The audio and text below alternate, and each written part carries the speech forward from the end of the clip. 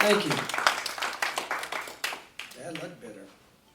That was a line I wrote probably 20 years ago. It's been hanging around in a notebook wondering, what am I going to do with that? I figured it out. Thank you to the Wednesdays at One folks for helping me figure that out. I became, speaking of being a poet, I became a poet in 1973. I became a poet at approximately 2:30 p.m. Eastern Time, U.S. on a Tuesday in April 1973. I was a student in the MFA poetry program at my university, along with a dozen other would-be poets. Each week we sat around a big conference table to read our poems, and Ms. Stone, at the time a pretty well-known poet, our teacher, critiqued them for us. There was David, and there was Deborah, and Jim and Judy, and there was Mike and Mindy, and Betty Lou. Let's not forget Betty Lou, and me. But on this Tuesday, as Betty Lou shared a new poem, Ms. Stone slapped the table and yelled, "You! You! George Gordon Lord Byron!" And she was fairly sputtering at me.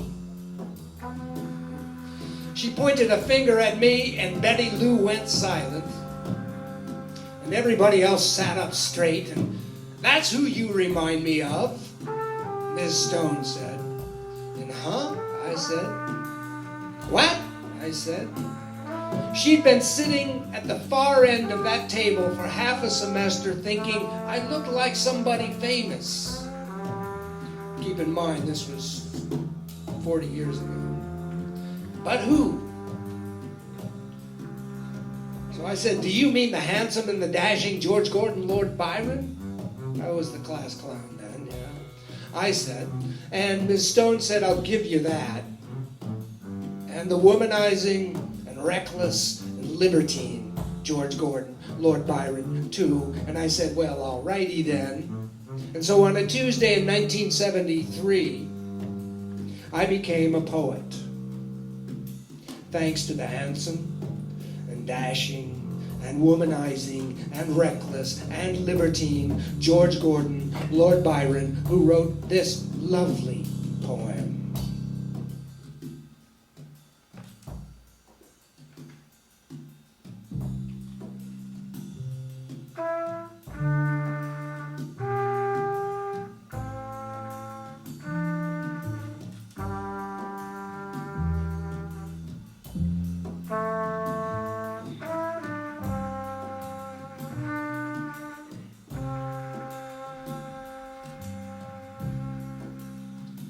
She walks in beauty like the night of cloudless climes and starry skies.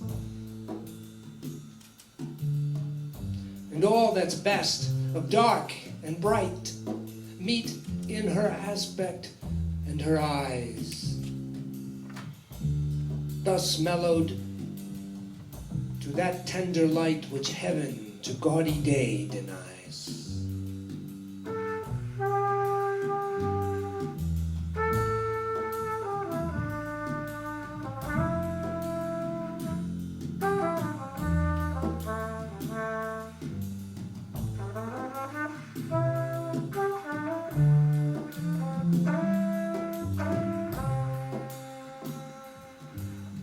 One shade the more, one ray the less, had half impaired that nameless grace which waves in every raven tress, or softly lightens o'er her face, where thoughts serenely sweet express how pure, how dear their dwelling place.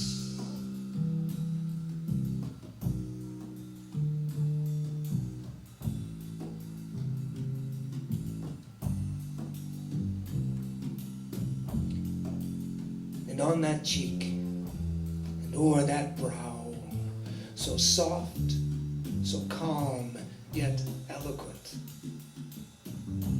the smiles that win, the tints that glow, but tell of days in goodness spent, a mind at peace with all below, a heart whose love is innocent.